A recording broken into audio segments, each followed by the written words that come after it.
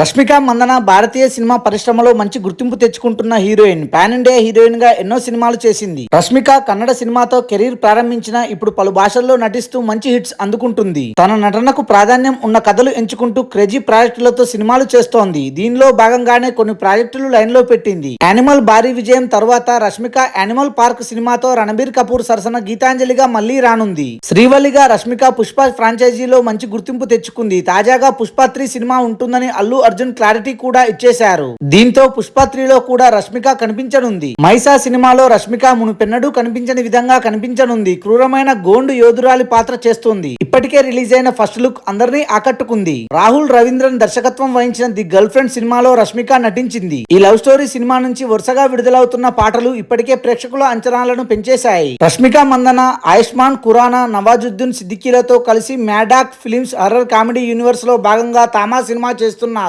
శాంతా రూబన్ దర్శకత్వంలో రెయిన్బో సినిమాలో దేవ్ మోహన్ తో కలిసి రష్మిక జత కట్టింది. అయితే ఈ సినిమా 2023లోనే మొదలైనప్పటికీ ప్రస్తుతం దీని ప్రస్తావన వినిపించట్లేదు. Thanks for watching this video. For more interesting videos please do subscribe.